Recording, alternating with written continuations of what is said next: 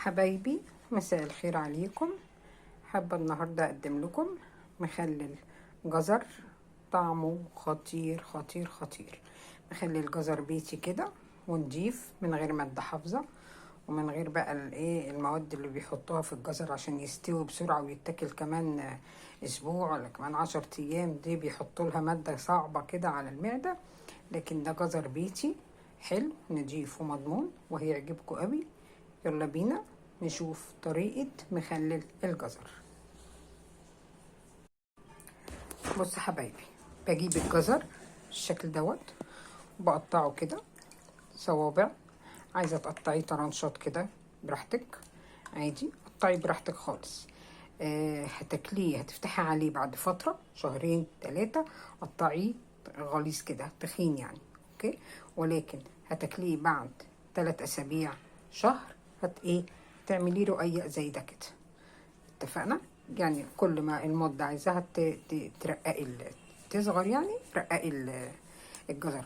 اوكي، بعمل ايه؟ بجيبه بقطعه وبنقعه في ميه وملح بالشكل ده كده 6 ساعات.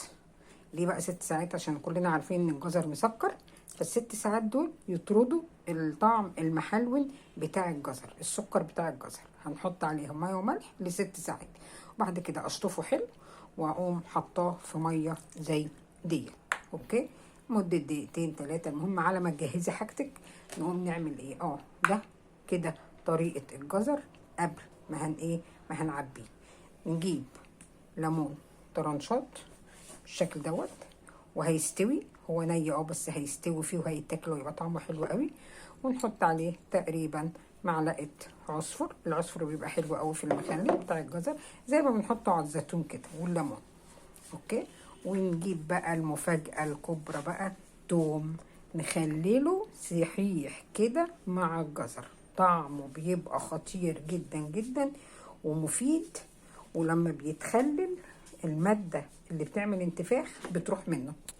اوكي، وبيبقى طعمه جميل جدا في التخليل. انا السنه دي عشان ما خزنتش توم كتير عملت يا دوبك الشويه دول، انما بامانه انا لو كنت خزنت توم كتير كنت عملت 4 رؤوس توم. ماشي، وعندنا الميه بتاعتنا محيقينها جاهزه، نبتدي نرص الجزر بتاعنا.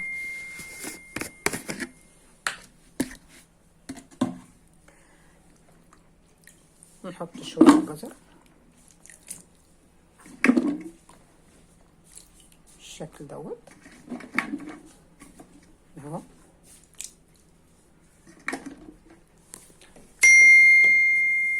طرنشتين ليمون كده، يعني كام واحده كده اهو بالشكل دوت. ونرص الكميه كلها بتاعتنا او فصين توم.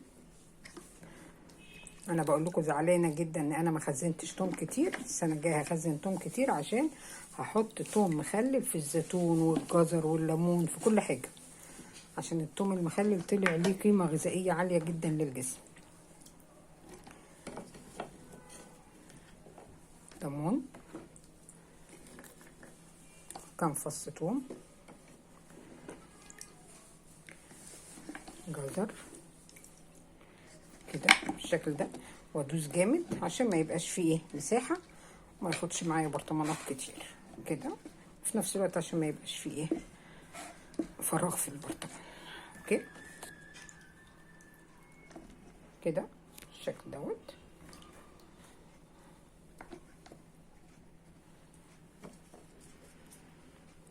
طرنشتين ليمون نفس الترتيب اهو.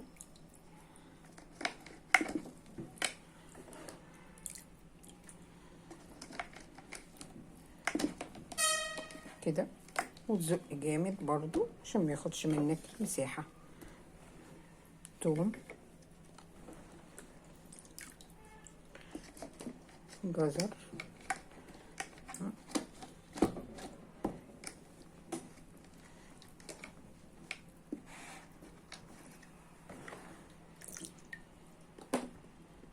كده،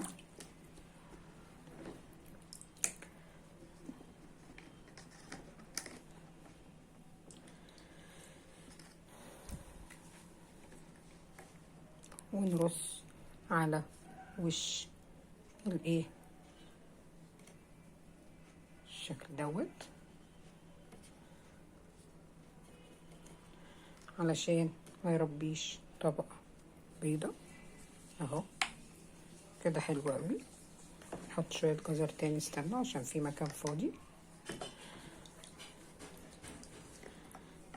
كده. نحط شوية التوم دول،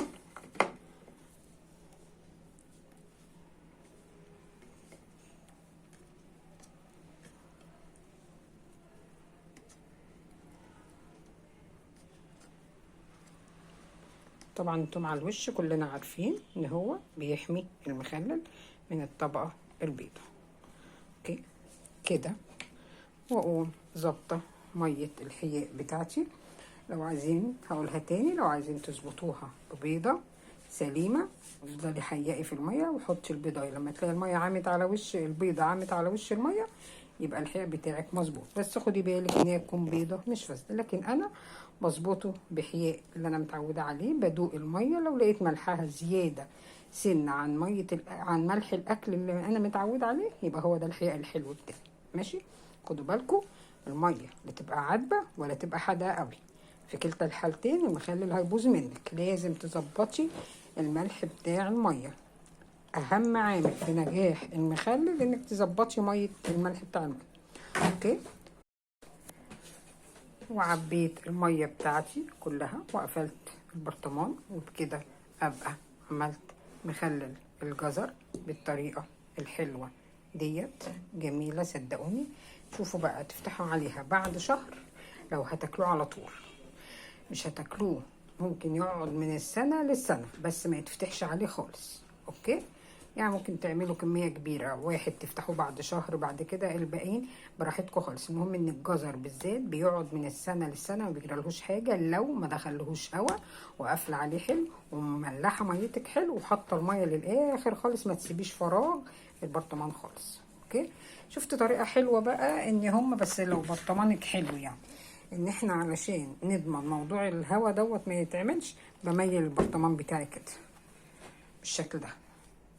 لو برطمانك غطاه حلو، انا بقول لك عشان ما تقلبيهوش تقولي لي غرق مني الدنيا، غرقت يعني. اوكي. بس كده اتفقنا. بحيث ان هو مش هينزل الميه بتاعته، بيبقى مفيش مساحه للهوا هنا. وبكده اكون عملت لكم الجزر المخلل بطريقه سهله وسريعه جدا جدا، وطعمه خرافه خطير هيعجبكم. ويا ريت كده تعملوا لايك وشير لو عجبكم الطريقه ولقيتوها سهله، وتفعلوا الجرس. وسلام. وكل فيديو وانتم طيبين.